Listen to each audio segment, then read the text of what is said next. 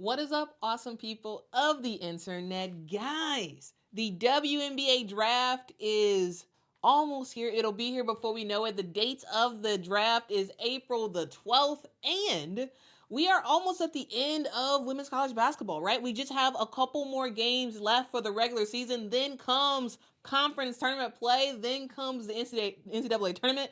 Then comes a new champion. Then comes the WNBA draft, okay? So, before the draft gets here, because it's going to be here before we know it. Can you believe, guys, we're at the end of February already? It's kind of wild. But what I wanted to do is take another stab at my mock draft. So I did a mock draft like a month or so ago.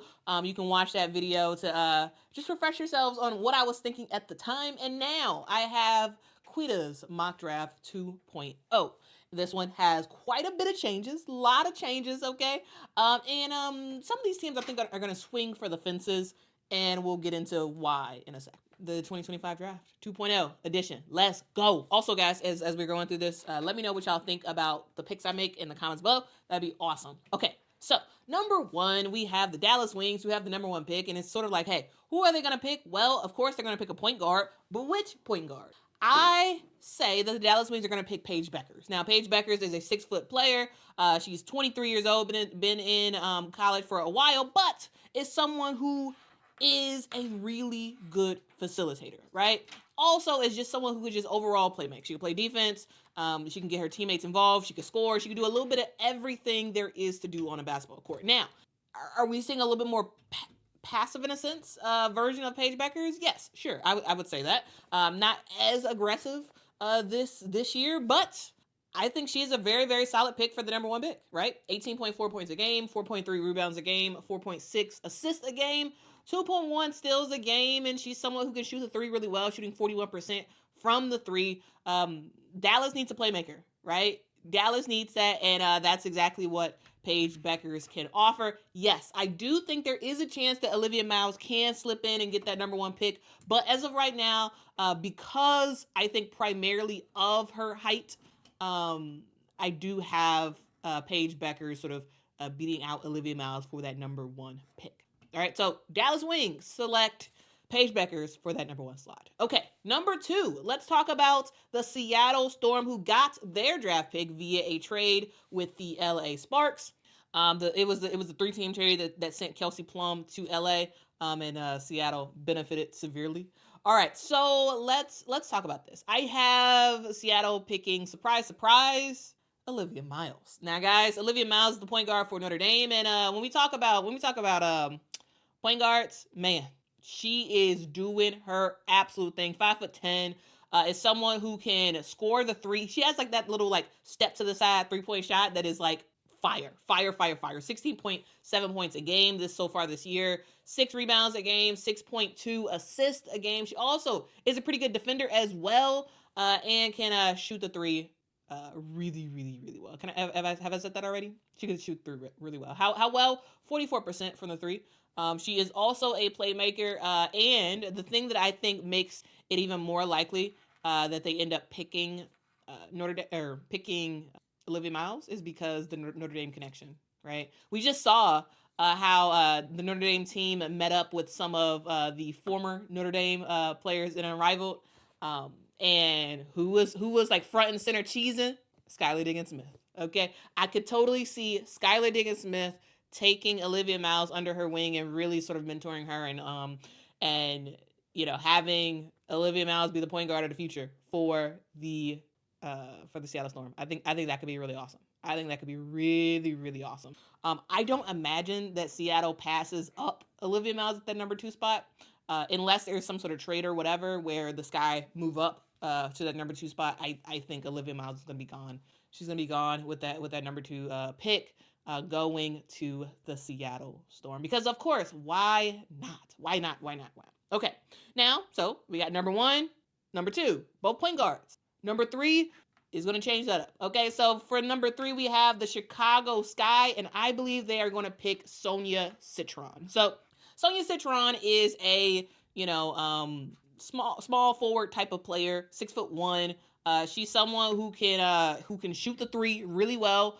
Someone who can play some really good defense. She really is sort of like a 3-and-D player. And 3-point shooting is something that the Chicago Sky severely struggled with. And with new head coach Tyler Marsh coming in, I think that's gonna be a huge focus of his is getting people who can shoot.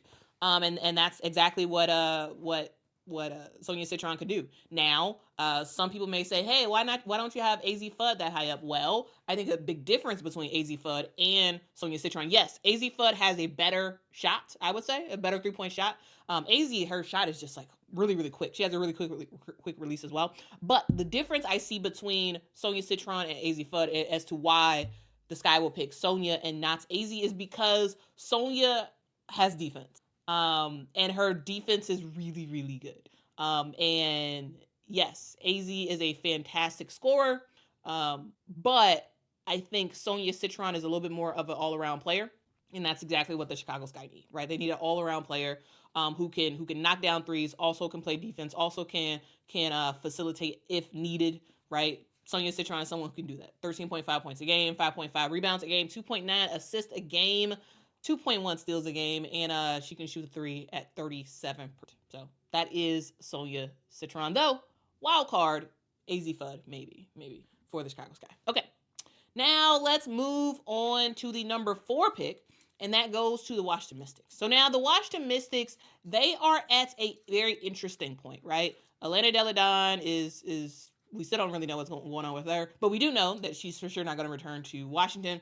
They have a team that is going to be blown up in 2026 because, surprise, as with most teams, these players largely are on deals that are just lasting one more year. So after the 2025 season, it's going to be a whole bunch of stuff broken up by this team, and you have to worry about the health of Shakira Austin, right? It's a question of, like, does she even want to return back to Washington after the 2025 season? If she does, how healthy will she be? Like, that's one of the things that you have to worry about. And with that in mind, I do have the Washington Mystics selecting Dominique Malunga. I have them selecting her because she is very tall, right? 6'6". She's very young, right? 19 years old. And she really is a center of the future for the WNBA and for the Washington Mystics. Why? Because she could knock down a three, right? She is someone who can stretch the floor. Yes, she is a post player that can give you a double-double every night, but she is a little bit more than that, right? Overseas, she's averaging 17.9 points a game, 10.5 rebounds a game, shooting pretty efficiently with 53% from the field. One thing that she really does have to work on is her free throws. Her free throws are like pretty terrible, but overall, I think she is someone who could be a great sort of core piece, right? You have Aaliyah Edwards, who I think is fan-freaking-tastic, right? You got Brittany Sykes. You have Shakira Austin. You have pieces, right? You have pieces.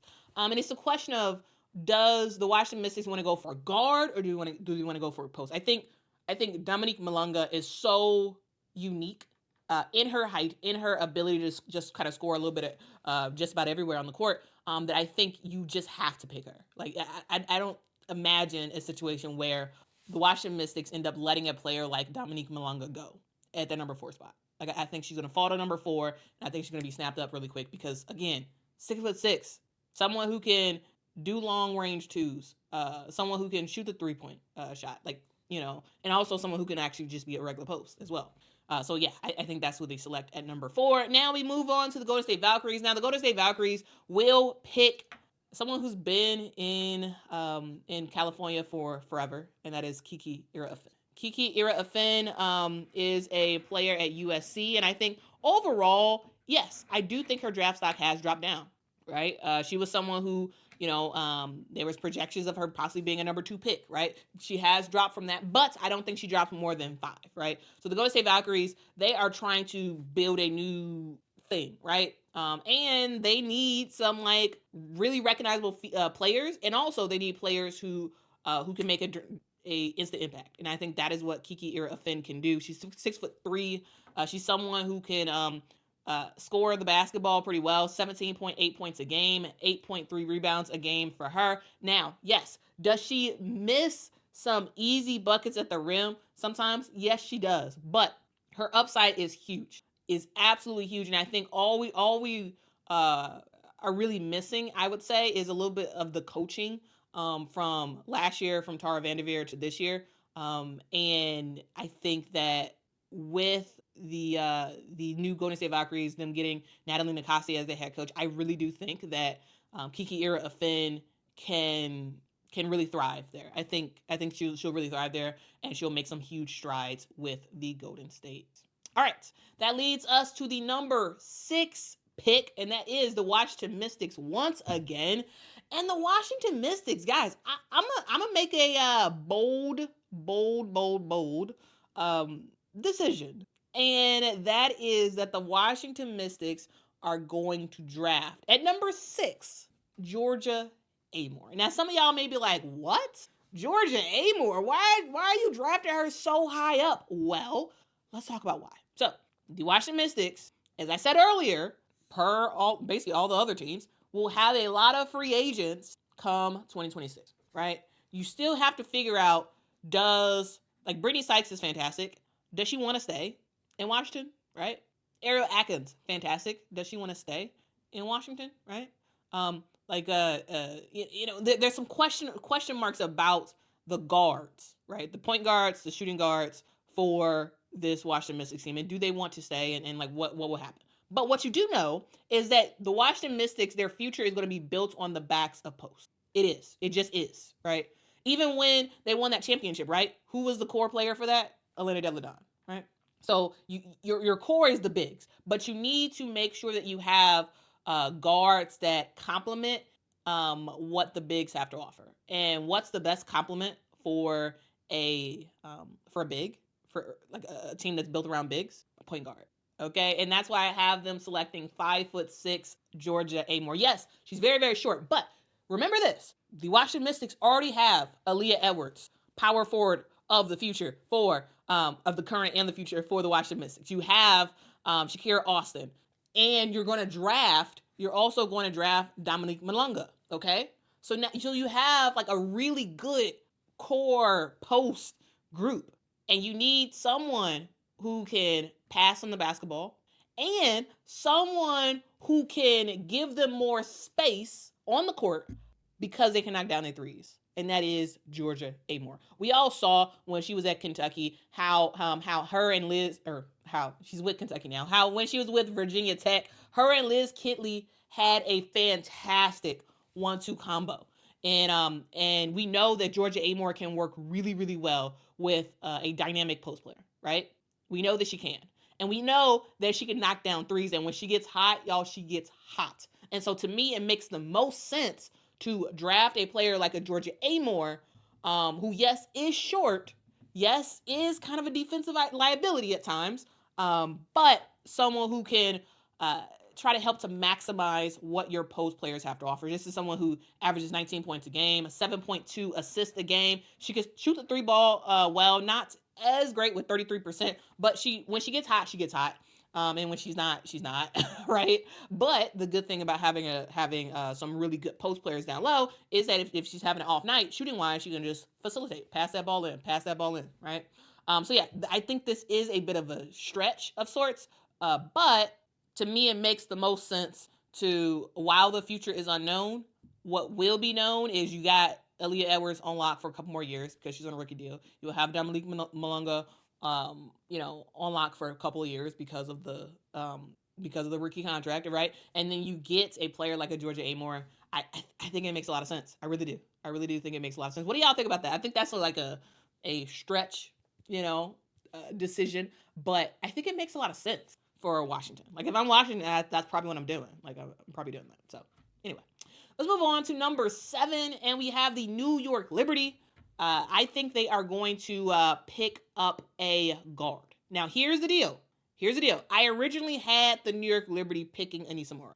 That's what I originally had. But with their decision to sign Isabel Harrison, I don't think they need another post player, right? I think they're set. They needed another post player. They got Izzy. They're set. Now, what does New York need? They need a point guard, okay? Yes. Sabrina Ionescu did play the point this past year, and I thought she did a good job.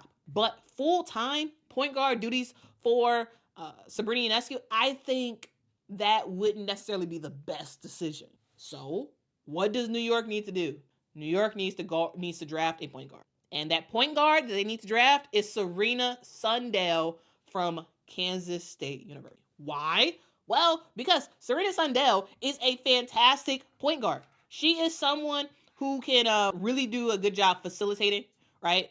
She's someone who can get you, so far for Kansas State. She's been knocking down shots. She's someone who can facilitate. She's someone who has stepped up severely due to Ayoka Lee's injury. Ayoka Lee's been out, and so Serena Sundell, I thought has really shown up and shown out and done a good job overall with her team so far. She's averaging around 15 points a game, five assists a game as well. And so overall, she can do a little bit of everything. You need a point guard. You need someone who could just handle the basketball and just dribble, and try to figure out stuff that try to figure out what's going to happen. And they need a point guard. And yes, Serena is going to be a bench point guard. But at times when you need Sabrina Ionescu to be Sabrina Ionescu and be the shooter that she is, she's going to have to play off the ball at times. And bringing in someone like a Serena Sundell, I think, could also be a really good look, right? A really, really good look for the New York Liberty, right? So 13.5 points a game, 4.5 rebounds a game, 7 assists a game. I think that's something that Serena can help to translate to the New York Liberty and make some noise with them, because the New York Liberty, they're trying to run it back. Okay, so I think she does help them to do that, because it allows Sabrina Ionescu to not have to be the full time. Let's move on to the Connecticut Sun. Connecticut has gone through the ringer. Like, they are just sad, bad news bears for the Connecticut Sun. I do think that they make a decision that is both smart on the basketball court, but also smart from a fan perspective, and that is drafting AZ Fudd from UConn. AZ Fudd is a shooting guard who can knock down shots like the best of them. Like, we saw a couple of games now of her just being sharpshooter. Like, she has a really great 3-point shot. Like, it's one of the purest shots that I've seen. Like, it's just so automatic, so quick of a shot that she has. So far this season, she's averaging around 13.4 points a game, 2 rebounds a game, 1.7 assists a game. She has started to get into her stride. She's someone who can knock down a three. She's someone who can just be someone who can kind of stretch the floor, because defenses have to kind of worry about her and what she's going to do on that 3-point line. And I think when it comes to Connecticut, they're just sad, right? They lost their entire starting lineup. You got Marina Mabrey, who's trying her best to get her way out of there, and they need some excitement. They need someone who can get them going, and that someone, I think, is a player like AZ Fudd, because she's fun, because it's in Connecticut, and UConn fans have played at the Mohegan Sun Arena. UConn's been there a lot of times, right? So Connecticut fans, they love themselves some UConn Huskies, and having a UConn Husky, a recent UConn Husky on your team, I think it makes a lot of sense. I really do think it makes a lot of sense. Of course, you have Tina Charles, but I think getting a player like AZ Fudd, yes, is smart because she can knock down threes, but also from a fan perspective, you have to give fans something. But the question is, does AZ Fudd actually declare? That's the question. Who knows what she decides to do? Okay, number 9, we have the LA Sparks. Now, LA Sparks is a team that they have a really good group that they're working with, right? They have a really good group that I like quite a bit, actually, right? And the question is, what else do you need? Sure, it would be nice to get a point guard, absolutely, but I thought that I was seeing them sort of pick up a player like a Serena Sundell. Serena Sundell, in terms of this board, is off the market, right? And so, okay, well, what else do you go for? I think you go for Anissa Morrow. Anissa Morrow, the power forward from LSU, she's averaging 18.1 points a game, 14.4 rebounds a game, 2.5 steals, yada, yada, yada. Okay, now, you may be wondering why. Why are you picking up Anissa Morrow when the LA Sparks will likely be a team that's sort of like a Utah Utah-like team, right? We saw Utah women's basketball last year and how basically everybody shot threes. Everybody, and that's just what they did. Like they just hung out around the 3-point line. They just that was basically their entire offense, either shooting threes or scoring directly in the paint. And I think that Anissa Morrow can fit that, right? Because she can score in the paint all day long. She is a bit of an undersized post player. However, she is someone who has been proven to just have an eye for the basketball, know where it's going to hit on the rim, and be able to get that rebound. And in a lot of ways, it's similar to Asia Reese. Like they just know where it's going to hit and know how to grab that rebound. And when it comes to the LA Sparks, they're going to need offensive rebounds. They're going to need offensive rebounds. They're going to need defensive rebounds. And I think Anissa Morrow does give that in spades. Also, she's just someone who can just score in the paint, right? They're not gonna this new Lynn Roberts LA Sparks team is not gonna do a lot of mid-range shots. And yes, Anissa Morrow is a really good mid-range shooter, but she's gonna be in that paint. She's gonna be in that paint, and she's gonna be asked to hey, rebound that basketball, put it back up, and she's gonna get a lot of points off of that.